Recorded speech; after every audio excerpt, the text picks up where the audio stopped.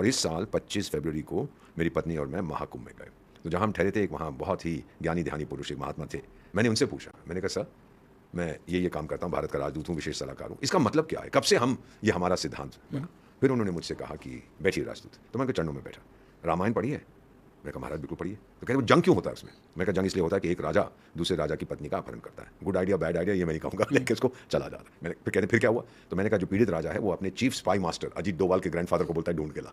अब वो बड़ा परेशान, भगवान श्री हनुमान इधर जाता है उधर जाता है, फिर पता लगता है कि छोटे से द्वीप में उसको कैद कर रखा है 100 कोस दूर from the southern tip of India, यानी 300 किलोमीटर। लेकिन 25,000 साल पहले ना पानी का जहाज था, ना सबमरीन थी, ना हवाई जहाज थे, ना हेलीकॉप्टर, जाए कैसे?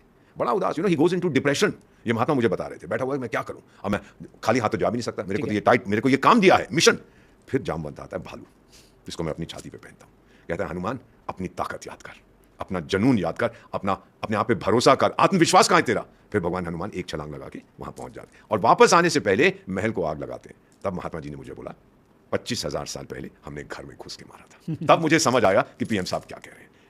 You understand? मुझे नहीं समझ आता था ये कब से हमारा, अब मैं समझ गया हूं कि यह हमारा सिद्धांत है। और अभी जो हमने किया था ऑपरेशन सिंदूर में, वो भी घर में घुस के मारा था, वो आतंकियों के जो गढ़ थे, डिस्ट्रॉय कर दिया उनको। ये नया नॉर्मल बन चुका है, भारत को सताओगे वो घर में घुस के मारेगा, ये हमने